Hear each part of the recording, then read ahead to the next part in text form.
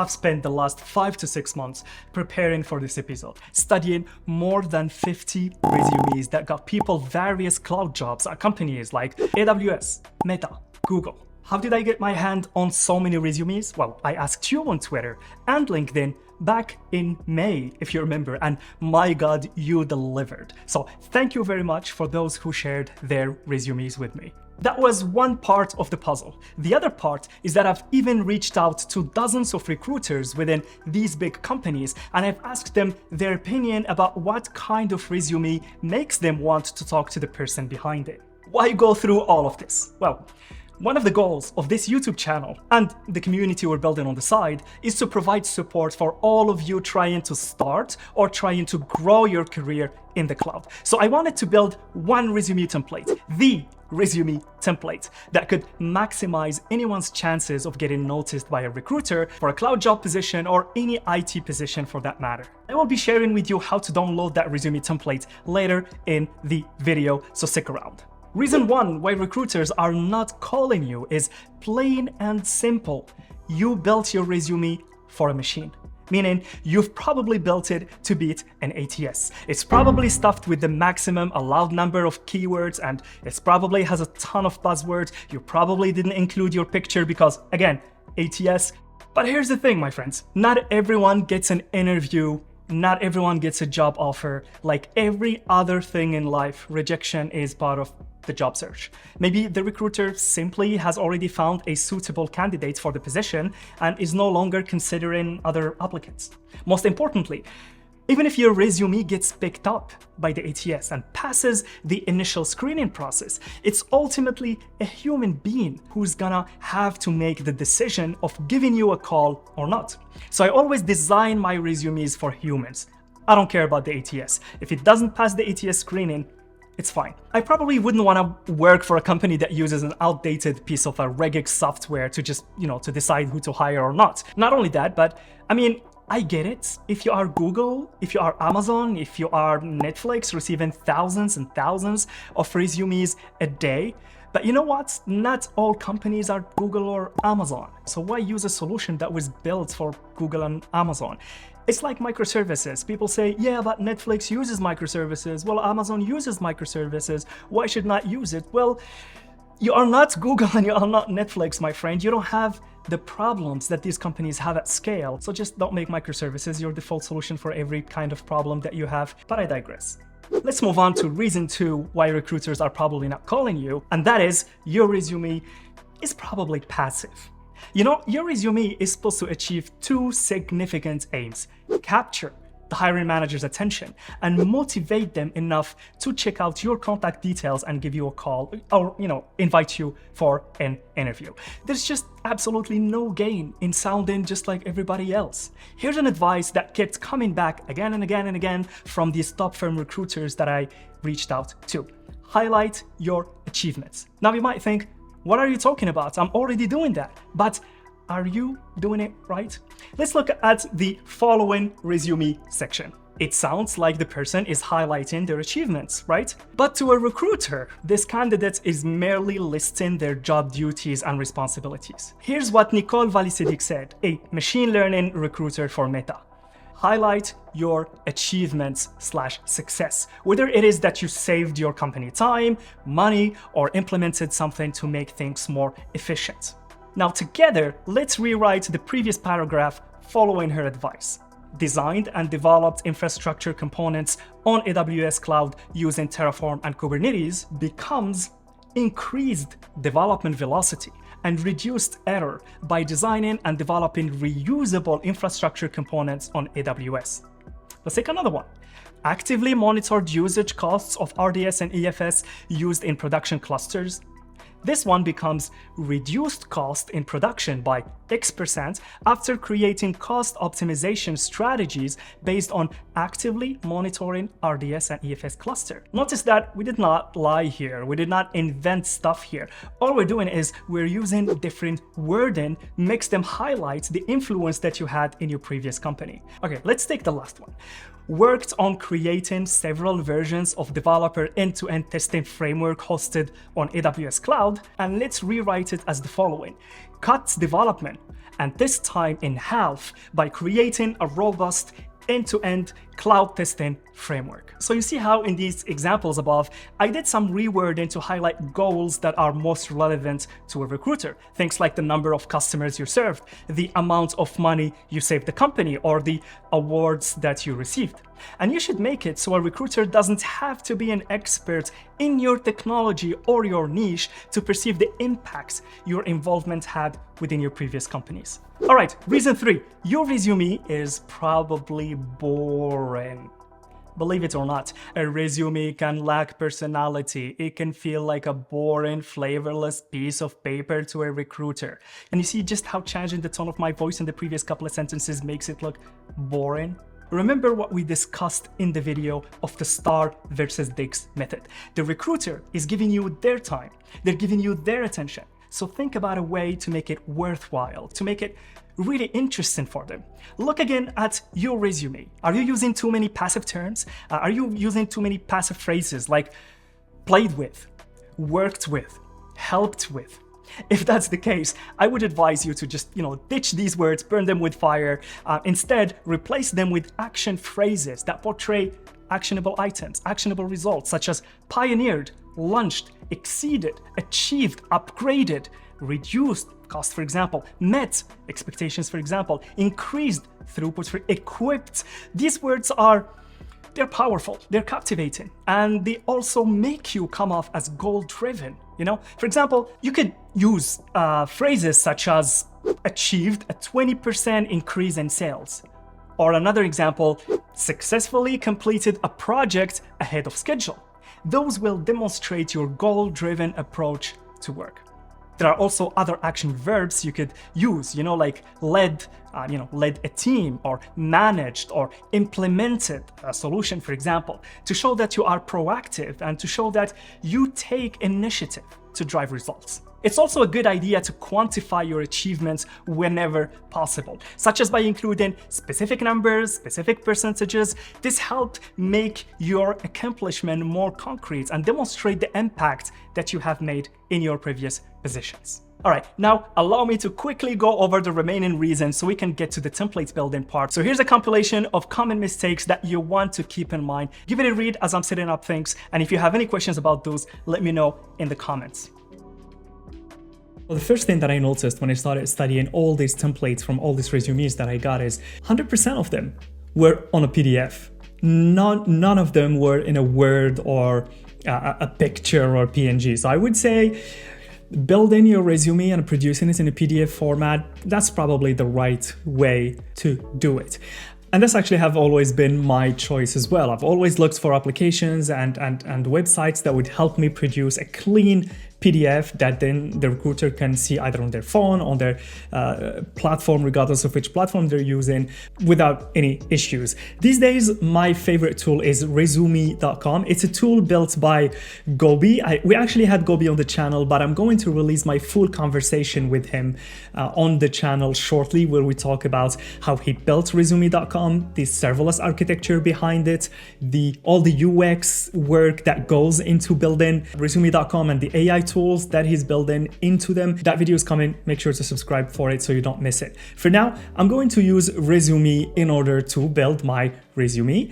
And you see that the first thing that it gives me is pretty much create a resume. So that's exactly what I'm going to do. Let's give it a quick title. This is a resume for a cloud engineer, right? And let's go editing our resume. You see here that it already connected to my LinkedIn and pulled some information from there, but we want to start from scratch. So let me just remove all this and I'll get back to you in a second. Actually, I could just hit the clear button. There you go. I'm not the sharpest tool in the box. So this is our playground. This is what we're going to use to build our resume. And you see right out of the box, it gives you, some tools in order to choose, maybe I want to drag and show patterns, change the color, change the font, the light, the themes. We're going to play with the themes a little bit. What's important for us right now is the content. Of course, we're going to start with the name. Of course, we're going to add a picture. The other important thing here is the role. I want the recruiter to know exactly my name and my role and my picture and have those printed in their brain, in a simple, clear manner as possible. I don't want any distraction around that. So let's say cloud engineer. And this is something that kept coming back again and again and again in all these resumes that I studied, is people who got these highest jobs, their resumes are super simple. You think otherwise. You think they add a ton of details, but actually no, it's really super simple. Doesn't mean it lacks value. There's a ton of value in it, but super simple. We'll skip the summary and we'll skip the skills. Why? The math says so. 95% of the resumes I got don't have summary and don't have skills. I also never use them. And I want to put more emphasis on the experience more than anything else. So let's write the first experience. Let's say this is company A. I have been in company A from 2020 to present. Now, the first thing I do here is to give the recruiter context about the company. What does this company do? Because I want them to have a better idea of what my role has been within that company.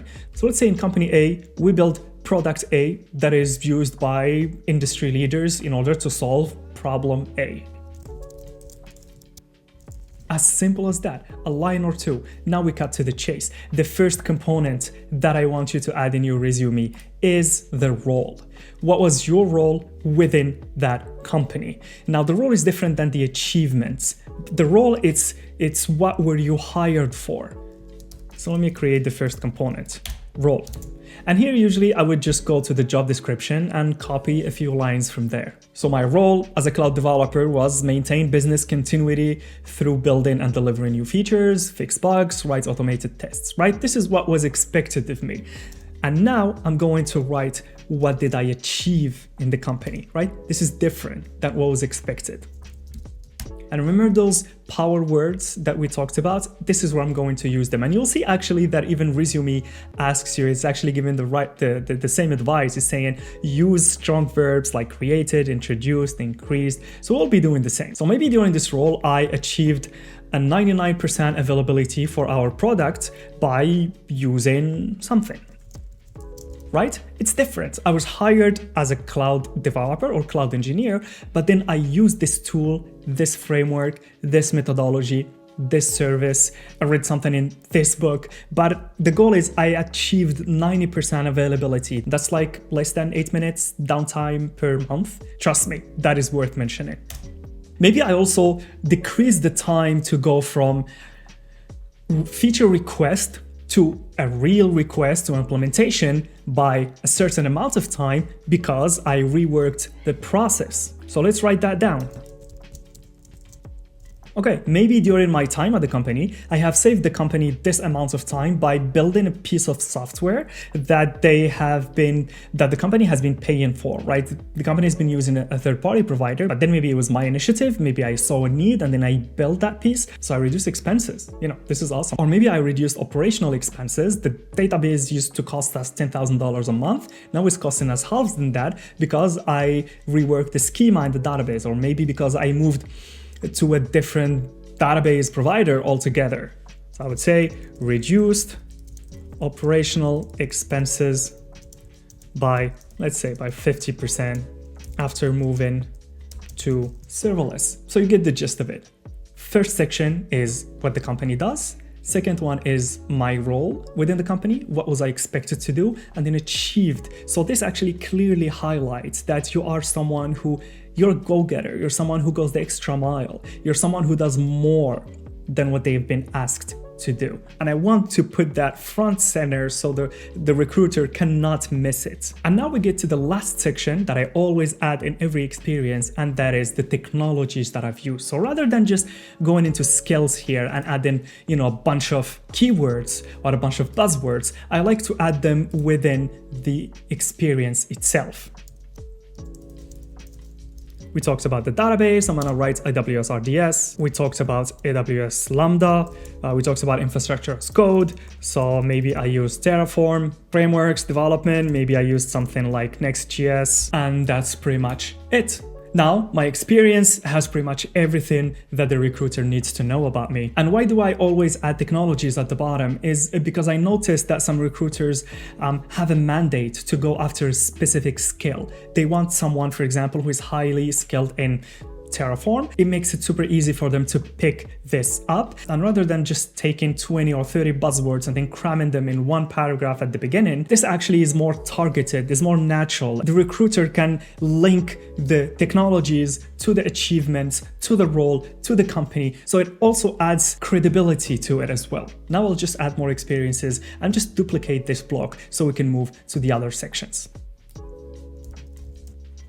Good, we have our experiences section finished. Something I noticed also is people who have been in the industry for decades, rather than listing every single experience, they would regroup them. They would choose an 8 years span where they were a developer in various companies, and then they would regroup all these 3 or 4 roles within one section. They would say various development positions at various companies, and these are the technologies that I've worked on. This is what I have achieved. This is what I have learned. I thought that was clever. When I saw it, I actually started doing it in my resume as well. And now the other section would be the education, and here of course you add your education, so the courses, degree, university, school, blah blah blah. I'm going to add mine quickly just to fill this up.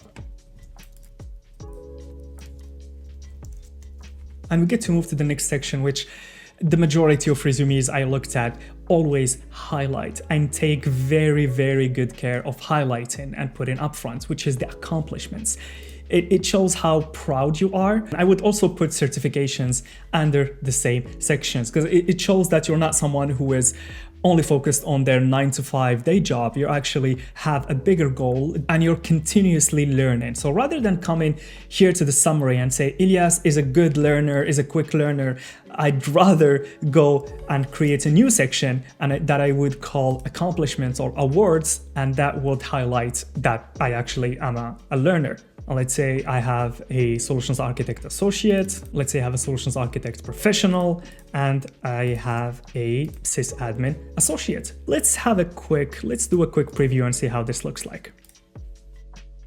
Okay, cool. But we're not done yet. The next section is always interests. I always add interests here. Some people might look at it and think that it should be optional. I think it's mandatory. Remember, we try to connect with human beings, and I can't tell you the amount of times I connected with the recruiter because of a common interest. Either it's, I don't know, it's winter right now, so either it's skiing or snowboarding, either it's running or biking, whatever your interests are. It was always great as an icebreaker or as a conversation starter, and it helps also make that connection. Like if it was football, we would be talking about football scores with the interviewer once we get there. Snowboarding, because it's winter, there's snow everywhere. That's all on my mind right now. And the last thing I will add here is my information. So I have a website, you can add it, but what I've noticed is usually it's super simple, straight to the point. It actually starts with the phone number, email, and then the city. That's it. You don't need more than that. I've seen some people add their specific address. I don't think at this point the recruiter cares that much. They just want to make sure that they're talking to the right person, whether the same zone for that specific job. And now we get to the fun part. Something I like about resume is I get to choose multiple themes and see how my resume reflects right away into them. This next is one of my favorites, but the generous is always good. Yeah, let's keep the generous. Maybe we want to show the patterns. This is just icing on the cake. So as I said, I don't need the address here. I'm going to remove it. Languages, of course, are super important. And there you go. Now I can either use some of the AI tools that Resume offers to analyze my resume against the job description and help me customize it, because you don't want to build a one size that fits all resume. Usually those don't work and it just shows that you're spamming, right? Or I can just go ahead and export my resume. So let's preview it. Let's see what we built so far. So there's my picture, contact information, language, interests, and the full right side is for my experience. For every experience, there's the role, what I achieved, and the technologies. Role, what I achieved, technologies, we get to education, and then we get to certification. So this is the type of template that I noticed these highly skilled individuals who got into these FAANG companies. This is the type of template that they use. They keep it simple, they go straight to the point, they write their contact, their name, they always add their picture, they write what they have achieved for every company that they worked for. They're proud of their accomplishments, their certifications, so they add them, and also they add their education.